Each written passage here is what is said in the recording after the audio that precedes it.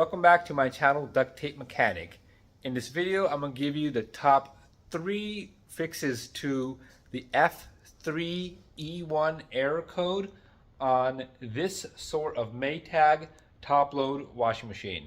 So if you find this video to be helpful, make sure you subscribe to my channel for more DIY and tinkering videos.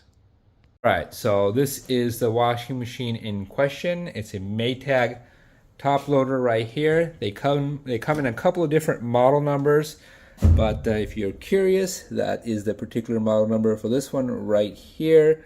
I believe they also make one without this type of agitator and with just the wash plate. But anyways, what's happening is this: as soon as I turned on this washing machine, it was giving the F3E1 error code, and the drain pump was just running continuously. Now, unfortunately, I wasn't able to get a video of that because my camera wasn't on, and I know a lot of comments tell me how much they appreciate that initial video of the issue, but unfortunately, I wasn't able to get it for this issue because I've already resolved it. But I will go through the top 3 steps you could take to resolve this issue. Well, that will resolve the issue most of the time. Basically, what's happening is the washing machine is failing to sense the water level. That's why it's giving that F3E1 error code. And so the nice thing about that is it's going to turn on the drain pump. It's just going to continue to drain out the water because it goes into like this emergency flood mode where it doesn't detect the water level, so it thinks that there's a risk of flooding over the top of the washing machine, so it's just going to continue to drain. So that's what's going on. So what you can do is turn the washing machine off if that's what's happening, and come back here and take off these 2 screws. So we got one right there, and the other one is right there. Then we'll take a look at our setup. So once we got the screws removed, we have to get a putty knife and pop up the console. So the best way to do it is kind of use one hand to kind of push it back like this and stick the putty knife underneath here until you kind of reach a clip. You'll feel it, and then go ahead and push that clip with the putty knife. Can be a little bit tricky, but you'll get it.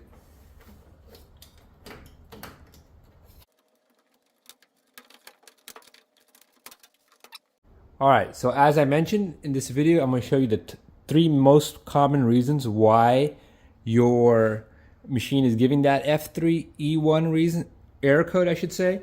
And all 3 have to do pretty much with the pressure hose, which is pretty much how that water level is detected. So the number 1 reason is that the pressure hose is too loose. Now, it could be loose on either end. So this is the control board end, and it plugs into a port on the tub, and I'll show that in the next step, but when I tip this thing on its back. But the number 1 reason would be that the pressure hose is loose. And how do you solve that? Well, rather than just push it back in, what I like to do, and this is actually the cause of the F3E1 error code on this particular washing machine, is this pressure hose was loose. As you can see, it's nice and tight now. It's like really tight, I should say. But originally it was just really loose, and I can almost lift it up with with using very little force. So what I did was, I cut about, I want to say, a ½ inch of the pressure tube off with a scissors. Now I won't cut any more because I don't got that much more to cut, but you do have enough there where you could cut off maybe about a ½ inch the depth of that pressure sensor right there. So I went ahead and cut that tube and got rid of that part of it that was loose, and I was able to just push it back on there, and after that the machine worked perfectly. So it could be loose on either end though, so I do want to make sure that part is clear, that it could be the control board end, or if you put it on its back, it could be the end that plugs in to the tub. So a second reason why you're getting this error code is because the pressure hose could be clogged. Now, an easy way to check for that, this looks a little bit gross, but it's not that gross, I should say, is to go ahead and blow through this pressure hose. Now you'll have some resistance, but if your face is turning red while you blow through it, or if you're having to use a lot of force to blow through it, there's definitely a clog. Now most of the time this clog will be on the end that's near the tub, and I'll demonstrate that when I put this thing on his back. But this is a very common issue as well, and this is pretty much universal across a variety of different washing machines, is that sediment kind of settles into that tub and it can go into the port where this thing is plugged in. So just go ahead and just blow on this thing and see if you get a lot of resistance. Yeah, I'm able to blow on that just fine. So that tells me it's not clogged.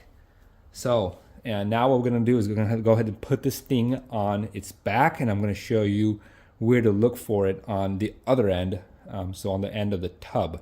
So that way we can check for either of these two issues, whether it's loose or if it's clogged on the tub side as well. And before you do that, you will have to remove the water hoses on the washing machine. And I also recommend putting a piece of duct tape on the topper here, because these lids are spring loaded and they can fling up and shatter as you put it on its back.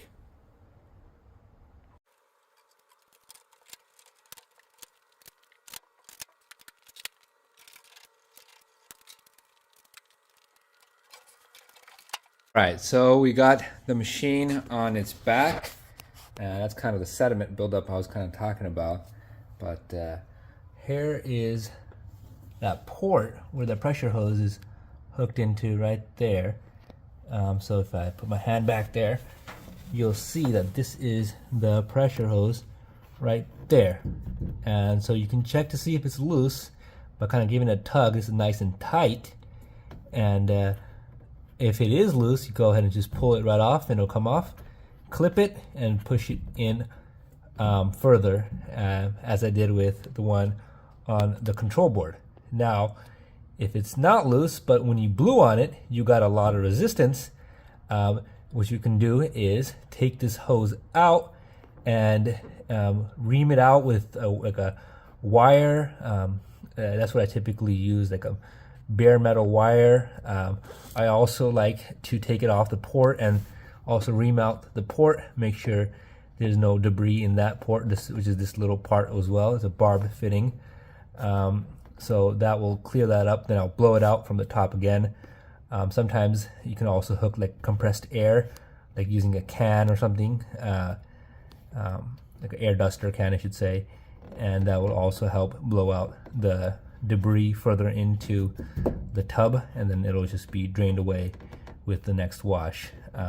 But yeah, so that's how you would check for the pressure hose being loose at the tub, and also how to check to see if there's any sort of debris in there,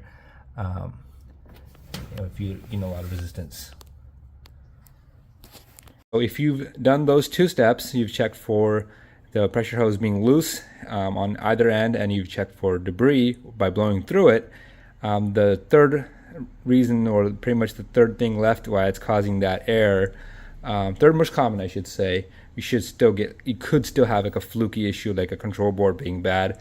But before you go ahead and replace that, would be that there's a hole in that pressure hose. And that would be the only thing out of this whole video that would require you to purchase anything.